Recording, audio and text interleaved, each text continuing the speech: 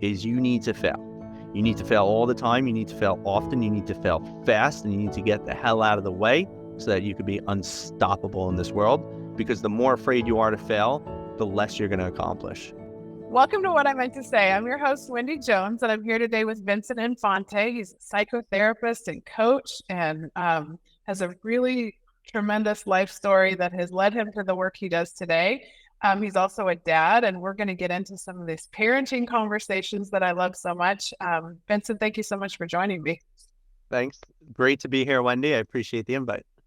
We were talking a little off camera before we got started, and I found out that you are a dad, which I did not know until just a few minutes ago. And parenting is one of those conversations. And honestly, I think my life's greatest gift, in fact, I know my life's greatest gift. And a lot of the reason that I do the work I do today is to really bolster that next generation and try to help. I believe that the greatest gift we can give to our kids is our own self-awareness. And I know that you've done a deep dive and done a lot of intentional work that's led you to the work that you do with other people.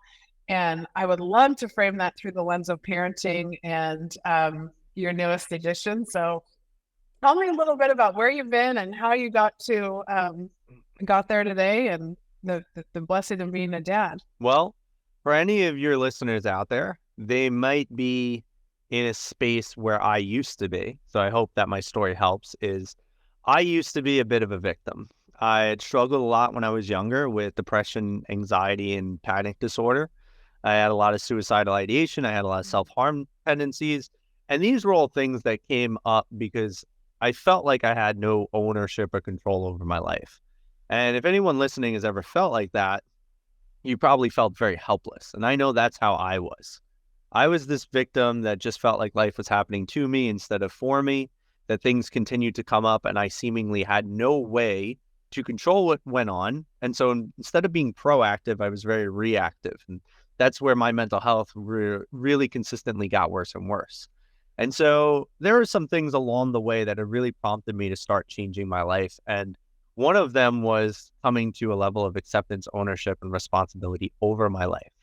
Understanding that though you cannot always control what is happening around you, and sometimes even what is happening to you, you can always control how you're going to choose to respond and react to life. In fact, if you really think about it, you actually have an opportunity. And I love to tell people this. You have an opportunity to meet every single thing that happens in your life with a level of enthusiasm in order to dictate the outcome you would love to experience. And it took me a while to figure that out. I started having my own massive breakthroughs around 23. Even though I was struggling most of my life before that with being this victim. And then from there, I just continued to build myself. I'm a licensed psychotherapist who I've worked in every setting you could imagine over the course of 10 years. I became a firefighter for New York City during the COVID pandemic. I was in FDNY. And I was also simultaneously building my coaching business on the side while I was a firefighter. After about a year in the FDNY, I was able to resign, pursue coaching full-time, which then led into my hybrid approach, combining therapy, mentoring, and coaching in one service, working on becoming a speaker so that I could utilize my voice to impact 1 billion people over my lifetime. It hasn't happened yet. We're getting there. And it's a beautiful mission. I love it. It's a great mission. And you know what's really great about it, Wendy, is I get to invite people to do it with me. Like being on your podcast is the joy of having such a big mission, because everyone that I get to interact with then becomes a part of that mission. And I love that I can include so many people on this and I don't have to do it alone, nor can I. So that's why I chose such a big number. I love it. I love it. It's that beauty of human connection, and it's one-on-one, and then the ripple effect is so far and wide. I totally believe in that. So I love it. Thank you. Yeah. So that's the big overall mission. And then I wound up having a new mission. See, what I've come to understand, which is interesting, and maybe some of your listeners might agree with this, is that life is constantly changing. And you don't always know how it's going to change. And for one way it really changed for me was I had a plan for life.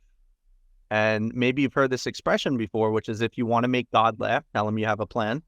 So yeah, I know. I can identify with that for sure. right? I know God's probably pissing his pants at my situation, but essentially my plan was get my career at about 23, become a psychotherapist, and then find a girl, travel the world, get married, have a house, maybe a kid, but not entirely sold on it. More like, let's just continue traveling the world and seeing what happens. And that was nothing of how my life worked out. And it was just become a therapist, feel unfulfilled there, become a firefighter, feel unfulfilled there, become a coach, feel extremely fulfilled there, create your own thing, then accidentally have a child and still not married or with a house. So life has, oh, and I didn't get to travel much either. So life has been nothing of what I expected, but everything that I needed. And now I am continuing to navigate the changes and uncertainties with absolute certainty that I can meet any challenge with enthusiasm. And not only can I do that, but I get that privilege because life is such an awesome and amazing thing. And I am very excited to see where I have no idea that I am going to be taken. Yep, I can identify with your story so much, and I do think though it's those underlying skills that I can tell you built up through your own life experience and then your training and your practice. What are those underlying skills that you think people need to have to meet these moments of uncertainty with confidence? You know, it's very interesting. When I was in the fire department and we were doing our training, so it's called the Fire Academy, I would notice that there was something in some guys, right? Like you would get into a group setting and they would have us do things because, you know, it's funny, contrary to what people believe, you don't know anything becoming a firefighter. Like when you're in training, everybody knows nothing. And so It's I have, wild. right, you got to learn it somehow. But I always found it interesting because there were some guys that when the instructors would say, all right, who wants to give this thing a go? Some guys would just immediately raise their hands and step forward and be like, me. And I'm like, wow, this dude's crazy. He's about to use this thing that we've never done before. And he wants to do it first. He wants to do it in front of everybody. And I would sit there and think like that. And I'm like, well, that's interesting because he seems very confident, right? Like how much confidence Yeah, do you have to go first, right? a lot. A lot. And it's very interesting because it's how could he have that confidence if he's never done it before? And I started thinking about, well, what exactly builds confidence? Competency is the biggest thing, right? You could gain a lot of confidence if you feel competent. And you gain competency by taking action.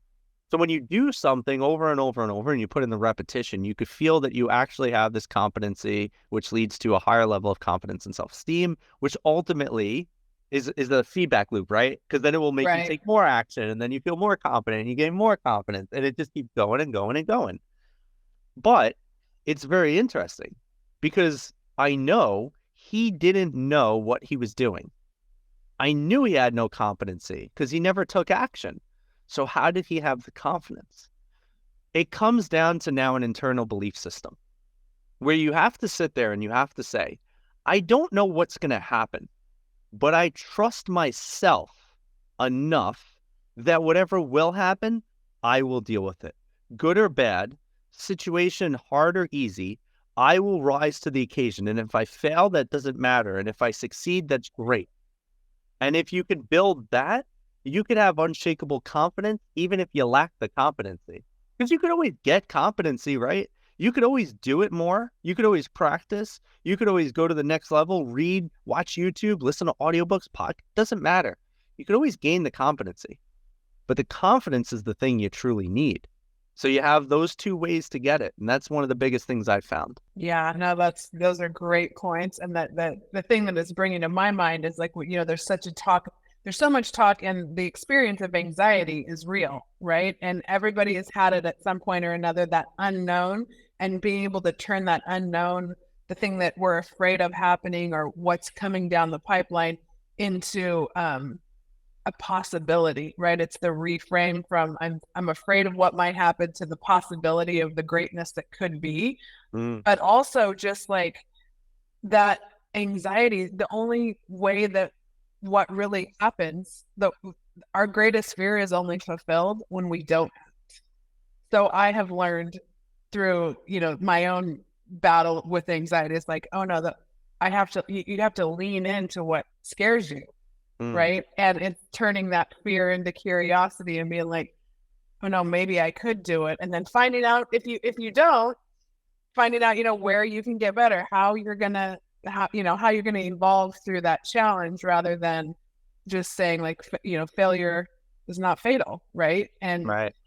but you have to lean in a lot and you have to do stuff that you're scared of. And I think it's really hard for people on a daily basis to do that. And yet there's so many stories out there. And I love it because that's what comes through my podcast is people do it. And those are the stories that we need to hear out there to combat this huge mental health crisis, no matter what segment of the population you're talking about right now. That's what we're hearing about, right? And Yeah. yet there are coaches and psychotherapy people out there like you. And I agree, coaching is such a rewarding profession. Because being able to pull human potential and help people see what really is already inside of them it's just hugely rewarding and it makes the world so much better. I love that intersection that you're talking about with mentorship, coaching, and psychotherapy, because that's fascinating to me. So how did you get to that structure and how does that work with your clients? I've come to find that there's a process, but there isn't. And what I mean by that is when people ask me, well, what is your system or how do you do it? I say, well, there's only one thing I do that's standard. Every brand new client that I work with will start with me by doing an onboard questionnaire. Now, this onboard questionnaire is interesting because what I did was I basically combined years of psychotherapy with a few years of coaching.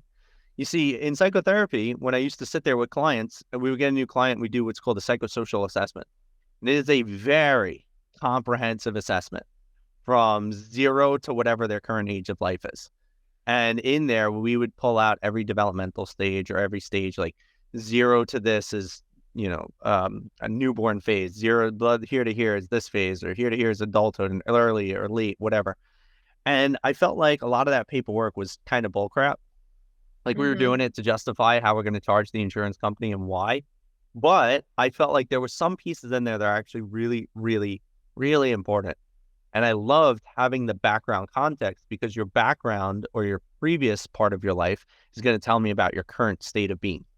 And so I decided that I wanted to somehow utilize part of my experience as a therapist in these onboarding processes. And then I thought about how what you're talking about, one of the greatest things about coaching is pulling potential. How do I start framing it in a way that I could see what this person believes their potential is? And so I've created this comprehensive onboarding assessment, which is a dive into their past, a assessment of their present, and a desirable creation of their own future. And that's the only thing I do that is super standard, but it gives me everything I need to know about that person. If they answer it honestly, of course, right? You never know. They Right. might want to hide something, it's not comfortable, whatever. But if Yeah. they do it honestly and they fill it out and take the time, I can, without a shadow of the doubt, tell you I will 99%, I will understand the person I'm working with after just reading their homework. And I created this specifically from scratch, so nobody has this onboarding questionnaire like I do. And after that, it's more about what does the client need? So I work with a bunch of different clients who are dealing with a bunch of different things, whether it's anxiety or it's they want to grow their business or they're dealing with some childhood traumas or depression, or maybe they're saying, hey, right now I'm in a great space, but I want to perform 10 times higher. Whatever it is, it doesn't really matter. It just matters of what do they need in those moments. So when a client will get on the phone with me or video chat, whatever, I'll just say, well, what's been going on? And I'll check and see if they've had homework. And if they haven't, cool. And if they did, we'll go into that. But if there's something going on, we tackle that. Now, what could be going on? Do you need a mentor to show up? Do you need a coach to show up? Or do you need a therapist in that moment? And so I would say when working with people, it's very dynamic. I try to keep it fluid. And I don't assume that I know what people need. Like, I'm not going to show up and be like, all right, you need therapy or you need coaching. It's more like I'm going to show up with a blank slate. You will start writing down what will be on this slate, and then the slate will reflect whatever it is that you need. That's amazing, because what I'm thinking is there's so many people out there that haven't done the deep dive that Right. you and I have done.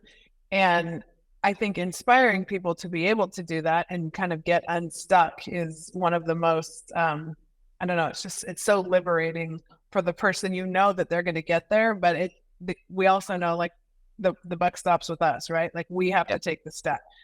So if you were talking to someone who's maybe stuck right now, how do you help them? How do you delineate? Do you need a coach, a therapist, or a mentor? Like, how would you help them see where, the best step to take first is? That's a great question. I got a quick question for you, if you don't mind. I know this is Yeah. your podcast, but Yeah, I that's got a great. question for you. I love conversation. That's why I do this. Well, I'm excited to give my answer, but I'm curious, from your experience, what do you see as a difference between a coach, a therapist, or a mentor? I definitely have feedback, but I'm curious about what you think. Yeah, well, the mentorship piece, I think, is one of the things that I could help the world the most. I love seeing programs out there that are mentor programs because I am so into the concept of generational learning and healing that I think that spectrum, it goes up and down, right? I mean, I'm constantly learning things from my kids generationally, or, 20-year-old, it works both ways. So I think the mentorship can work both ways. And I think that it's really, really powerful and disarming, and can create that space where people don't feel criticized. They're motivated and they're inspired by somebody else. And I think that's really, really powerful. When it comes to therapy, I'm a huge believer if you find the right one, right? Yeah. But it's a relief. And I think people who haven't been there, maybe, there's a lot of shame attached still. I think we've gotten so much better, but there's a lot of shame attached to, telling our stories, or unburdening ourselves. But once you've done it, like, you just want to tell people, like, you'll feel 25 pounds lighter. Just go say the thing, and in a safe space, and you won't believe how much better you feel. So I think that's the benefit of a good therapist. And then coaching is just the unlocking of human potential. Is, like I said, if I have one passion, I think that is, and people don't know what is within them. And sometimes it just takes another set of eyes to be like, oh, see that little thing? Like, you just help them see what's standing in their way. Right. But it's not really anything you're doing. It's just another set of eyes that can look at something objectively. So yeah, that's kind of my perspective. But I love what you're doing. If one person that does all three things that's a beautiful vision and really cool career. Thank you. So Yeah. No, I love it. I think those are great definitions. I have very similar ways that I like to break them down. So I'll have, like, my few little addendums. One of the biggest things that I love that we're talking about all of these right now is so important, because for everyone who's listening, I would love for you to really sit with this part of the conversation, especially for like 1 second, because you might not need one, or you might need the other, or you might need a hybrid. So really pay attention right now, because you might not need a therapist. You might really need a coach, or you might be working with a coach, but seeing not good results because you might need a therapist, or maybe you don't need either. Maybe you just need a mentor in your corner. So as we're diving into, like, what these three differences are, like, take a quick note and see what you need. When I talk about what's a therapist or a coach or a mentor, it's, like I said, it's very similar. I see a therapist as somebody who is very qualified to help take you into your past, to help you watch and avoid for landmines, right? I think that's important too, because you may not know those things are there. So if you're aware that you've had some things go on in your life, please don't go to explore it with a coach, or at least a very general coach. Seek out an expert, maybe an expert coach who deals with trauma or whatever. But don't just go to anybody, because a good person who's going to help you navigate your past will help you avoid landmines, where you're not going to open a door and get blown to bits. You might open a door, and then the therapist or whoever you're exploring with will catch your door real quick and stop it from flying open and making you experience all that pain, because I think that's a big responsibility that people have when they take you into your past. So don't take that too lightly. I see the therapist as somebody who's going to help you with the introspection, who's going to help you with gaining clarity and understanding some deeper, subtle nuances. I don't always see a therapist as somebody who's going to push you to excel, though. And I've seen that time and time again as to why therapy does tend to fall short in helping a lot of people, because it does reach a level of capacity unless you have an extremely dialed in therapist that somewhat has some coaching tendencies within them as well. Now, I see coaching as, I love Wendy's definition, so I'm just going to steal it from now on. It's the unlocking of human potential. But how do we do that as coaches? I see coaches' ability to do that is by challenging you to raise the standards of your life. You're operating here, but you want to get here. And why that's so important is because that allows you to become the next best version of yourself. You can't change your life without changing the standards you withhold, whether that's around your physical, mental, emotional, financial, or even spiritual health. Each of those pillars are just going to challenge you to operate differently. And so if you're not being challenged, you're not changing. And lastly, with mentorship, I think that's probably one of the most important components. And whether people realize it or not, there's probably a level of mentorship in most things that we do. Because I agree, again, mentorship to me is when you're sharing experiences. I might not have book knowledge, or I might not have the knowledge of somebody who's been trained in specific courses or certifications or whatever, but I could tell you what had happened to me and how I had in real time overcame it. And if I overcame it in real time, that means that there's something in there that has produced a level of success, and it's easily replicatable, whether you have technical knowledge of why it works or not. In fact, I'm going to share a quick story, if you don't mind. Yeah, please. There was this time when I was a psychotherapist and I was still working in a private practice. And I've had experiences with people who are drug addicts in my personal life. And I know how difficult it is. And I know how there were times that this person I had experiences with, I had wished that they would just not come home. I had wished that perhaps they would be out and they would just never come back. And it was very interesting because I had this client who she was sitting there and she was kind of like venting, right? She had a really hard experience with her sister, where her sister in the middle of the night started punching her in the face. And that's how this girl was woken up, because her sister was a drug addict. And she said, you know, you're probably going to judge me and you're probably going to think I'm a terrible person, but I really wish my sister just died, so I don't have to deal with this anymore. So I don't have to deal with being scared in my own home. So I don't have to deal with this pain. So I don't have to deal with the fact that this is who my sister is. And I had decided to do something that you're not technically supposed to do as a therapist, but I felt like it was so important, is I decided to self-disclose the experiences I've had with drug addicts in my own life and how they've impacted me and how I totally understand what she's saying. And I've been there and I wish the same thing. And as I told her my story, now her and I were working together for about 4 months previously before this situation. Mm-hmm. And as I told her my story, she said to me, wow, I had no idea you actually understand what I'm saying. For the past 4 months, I thought you were just sitting here nodding at me, didn't get what was really going on, and just trying to be helpful. She said, but you really get it. And I really feel like you understand me. And I got to be honest, I don't feel like you're judging me. And I appreciate that you can understand where I'm coming from. And I would have never been able to connect with her like that if she did not know my experiences, my outcomes, and the ways that I was dealing with something very similar. And in that ability to connect, there was a newfound trust. There was a better relationship. She was more open to the information I had to share. And that is the power of connection through mentorship.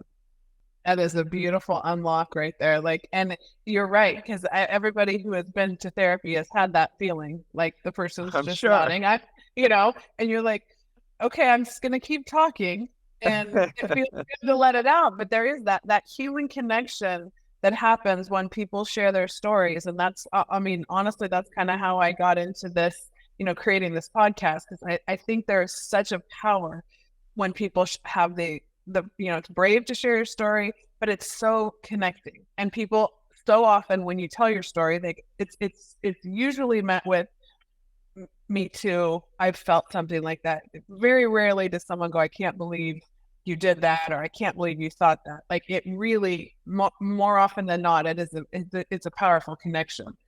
And in fact, there's one podcast I did, and I learned about something called narrative medicine. I don't know if you've ever heard this term, but it's coming out of Columbia University, and they've started doing a lot of of research on it. And narrative medicine is just storytelling and active listening, and the effect it's having on the positive effect it's having on mental health when people sit around in groups and are able to actively listen and share their stories is, I mean, it's documentable. And I was like, okay, that's something I've always known intuitively, but it's really cool. And that is the power of mentorship and the way you just described that. So I'm a big believer, and that's what's really cool about the hybrid nature of what you're doing. Something else I'm thinking about here is when you know so much, like you have such a toolkit of, ways to unlock potential and relate to people. And then all of a sudden, you're headed into the parenting arena. And sometimes it's like when we know so much, we can put a lot of pressure on ourselves. And I'm wondering, where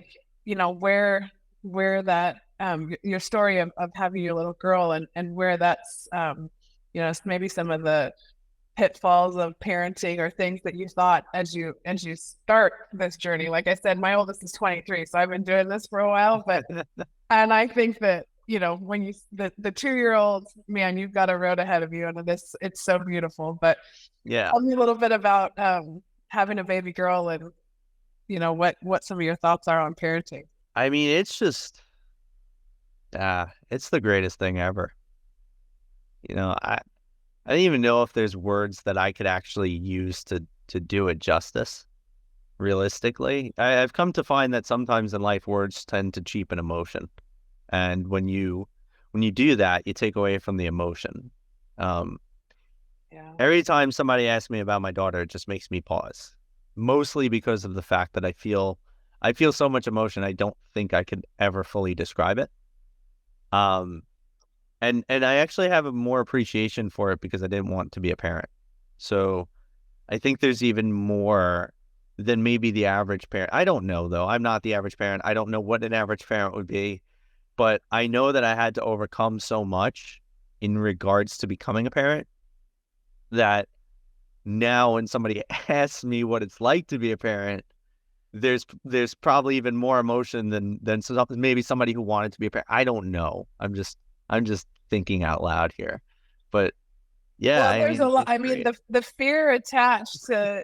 I mean, yeah, because there's a methodical way to go about it when someone's really starting to, trying to start a family. And yes, that you're headed into this consciously, but and then there's the way that it's happened for so many people, and then there's 1,000 different roads to take on that.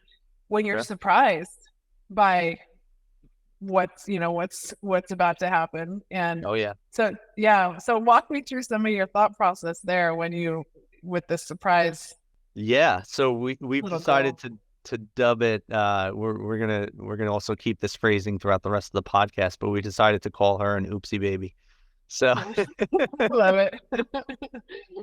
So in regards to my oopsie baby, I mean, my life was seemingly over, right? As I said before, my plan was travel the world, build a really cool business, have an amazing life, maybe even, I mean, who knows, if I didn't stay with my girl, maybe just be crazy single and just enjoy every part of life and make some money and do some cool things. And that was always a thought or a possibility. Now, I was with my girl for a few years, about 2, coming up on 3 years. So I was like, you know what? I'd probably do life with her. And I didn't really think too much about having a kid. I was like, I'm young. I don't want to have a kid. If I do have a kid, it would have to be way later when I feel like slowing down, which is never. So maybe no kids at all. I don't know. And then we found out, it was so funny. I remember exactly the day we figured out that she was pregnant was she'd been really sick for a few weeks. And, my girlfriend had never had a good stomach though, right? So she's always sick to me anyway. So she'd been sick for a few weeks, and then I eventually just casually, I'm sitting there and she's like, I can't eat. I feel like throwing up. I'm like, well, it's been a few months or a few weeks now. Actually, it's been a few months. I was like, it's been a few months now. I was like, maybe you're pregnant. And just casually like walked around, and then we both just stopped. And we just kind of looked at each other. We were like, should we go get a test? Did you go together? Did you go So together? yeah, of course. Yeah. So we went together. We got like 6 different tests. And then I was praying that they were all negative and they were all coming up positive.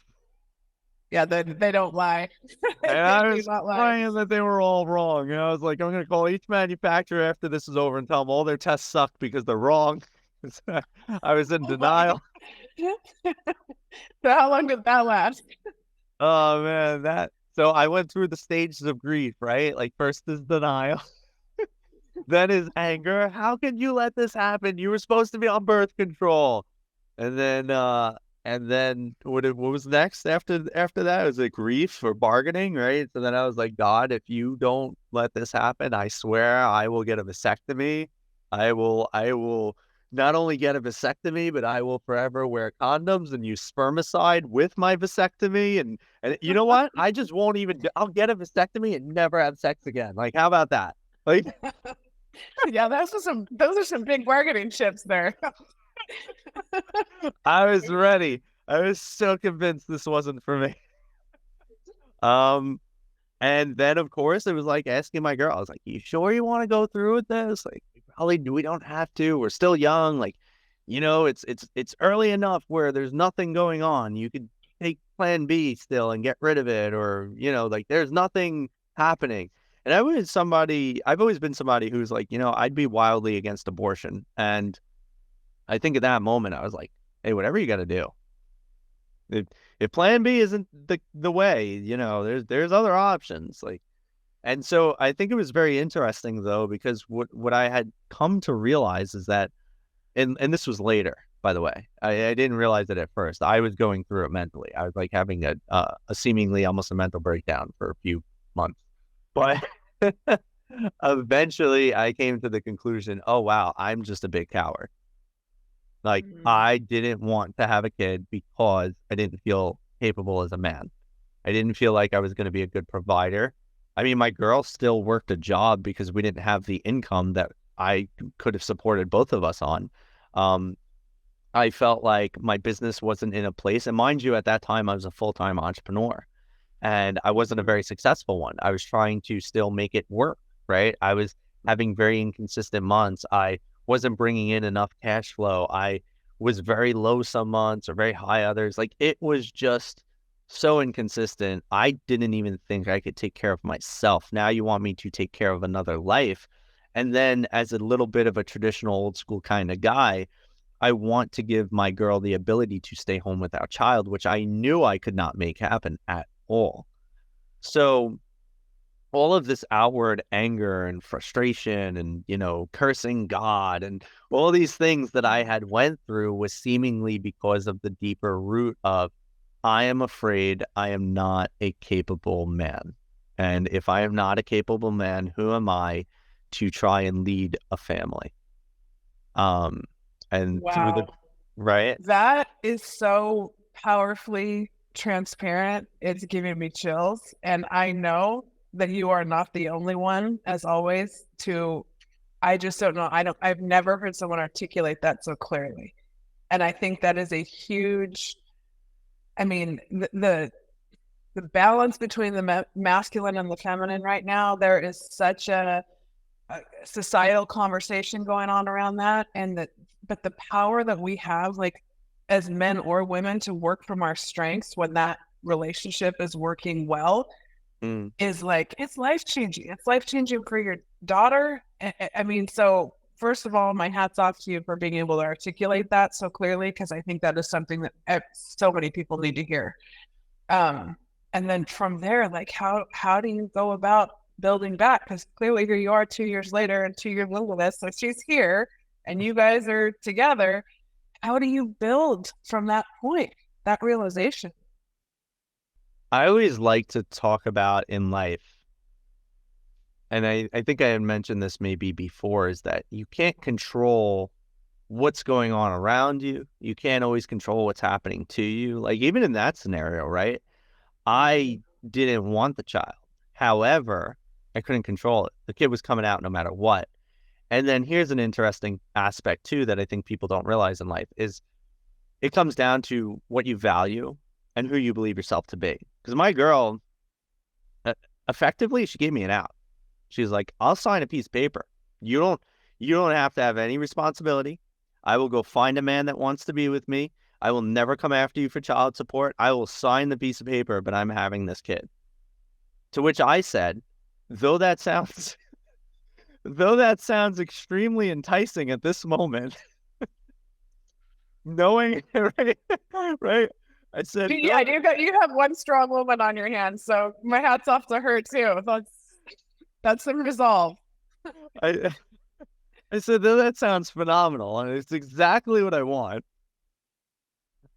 The kind of man that I am, or the kind of man I believe myself to be, would never allow a child that I brought into this world to not know me, to not be supported by me, to not feel loved by me, to wonder why their dad abandoned them for their entire life, to wonder why their dad didn't want them, to wonder why their dad didn't feel capable. I don't want a child that I would bring into this world to ever experience that. And I said, so you have to understand, by you choosing to keep the kid, I have an obligation. She's like, you don't have an obligation. You don't even have to be there. It's like, that's not how it will work for me. Maybe it will work like that for some other men, but I cannot be that kind of man. If you have this child, even if you and I broke up today, I have to be there for that kid. I said, you don't understand the sense of duty I have. Like, I am not that kind of guy. So effectively, if you're choosing to have the kid, I have to have the kid. Like, I just have to, right? Because I don't believe myself to be differently. So she said, well, then if you're going to choose to have the kid, she said, then you better figure your shit out. Mm-hmm. and she challenged me a lot, and she definitely forced me to figure my shit out.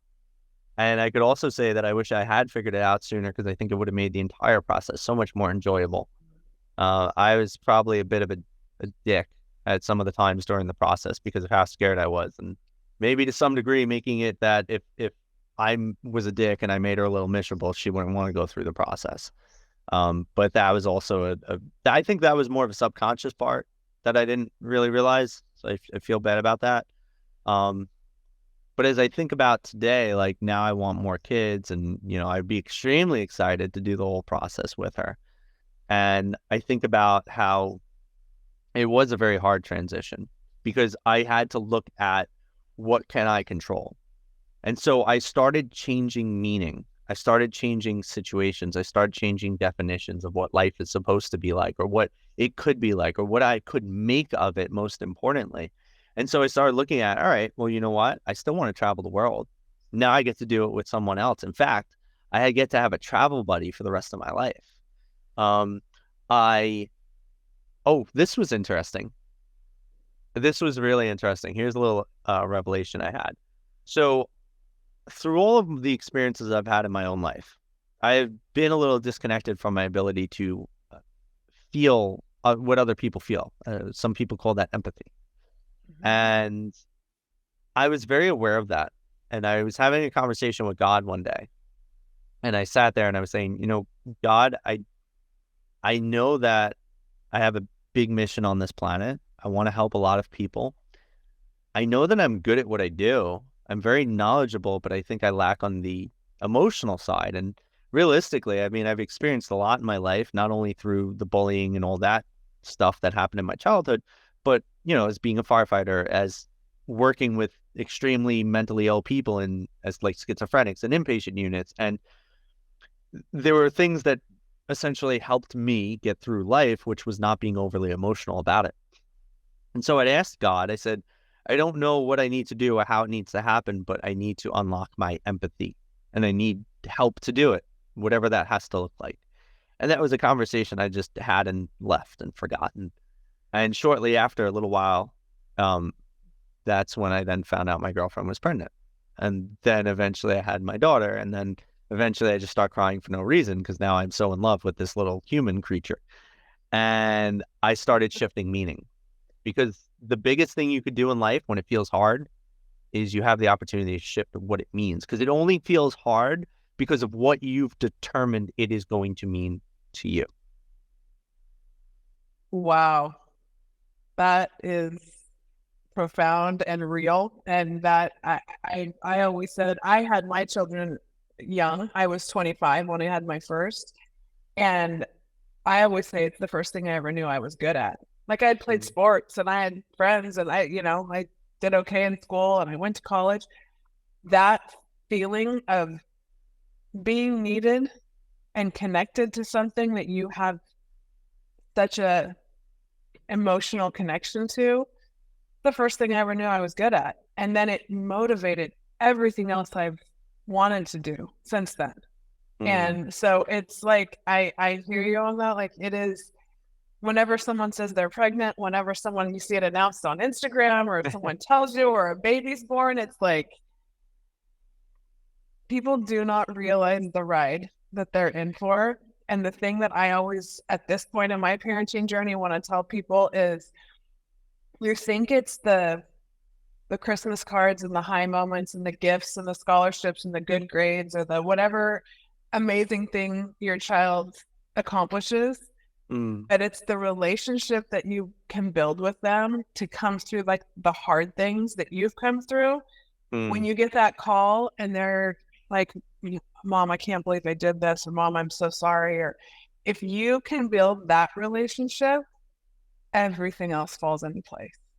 And people don't realize the gold that comes out of the hard things that we go through as parents, that your kids will go through, but it's that bond that we have with them. That's what the world needs more of. It's that, the ability to fail and create that safe container for them to be able to figure out who they are. It's not about us making them who we think they should be. It's like sitting back and seeing what they become with our support. So, man, like I'm so excited for you, because to have men out there that have the level of realization and the desire to be good dads. I mean, there are so many good dads out there, but I do think the world is struggling right now. And I think men are struggling to know what their role is. And it's really important to have these conversations with strong men that understand, empathy is a good thing, but that critical role that you can play as a protector is also equally, if not more important. So it's, it's a beautiful blend and it's a constant work in progress. And like we said before we started, I don't believe there are any experts in parenting, because man, it's a wild ride and every kid is different and every couple is different. And it truly is life's greatest gift. So that's my bandwagon. So when you started out with that, and that wasn't even in your bio, I was like, oh, okay, that's where the gold is in this conversation, because it is really, really needed out there. That message of, how to be a strong man and be a great dad. I don't think there's anything that can transform the world more at this point. So I agree with that. I think one of the really cool things that has started happening a lot, and I've noticed, I believe that, nothing in life is coincidental or accidental. I believe that you're meeting people when you're supposed to meet them, how you're supposed to meet them in whatever capacity, etc. And I've noticed that now I have a lot of male clients. I also get female clients. But I've noticed with a lot of my male clients, conversations have started shifting into, at least in today's world, as to what does it mean to be a good man? And a lot of my clients and I have been talking about, like, this is how you should be. And for me, the way I believe it to be, and maybe my clients appreciate my message because it's the kind of man they want to be, but I still believe in, you should be more of a traditional man. And it's not because you need to dominate women or because women are weak or anything amongst that absurdity, but because of the fact that everybody has their role to play. And I do believe that men are meant to be protectors and providers. We feel fulfilled in there. You give a man a purpose, he will feel fulfilled. You give a man no purpose, he's not going to feel happy in life. That's just 100% of the time. And when a man has a purpose, or anybody, right? This is what I've noticed. If somebody has a purpose that's greater than themselves, the purpose ultimately becomes even that much better. So now you give a man a purpose. Not only do you give him a purpose, you give him a provider role. That man has a double purpose. He has a purpose to serve. He has a duty. He has an obligation. But these are things that he will gladly bear if it's for someone he actually cares about, i.e. the woman that pours into him, who is the nurturer, the mother, the caregiver, the lover.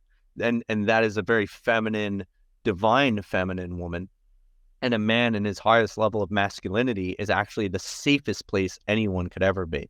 When people are talking about men are not safe or this or that, what we're actually talking about is usually the overly emotional man, the man who isn't grounded, the man who doesn't know how to control himself, the man who doesn't sit with his own mind, the man who is reactive, not proactive.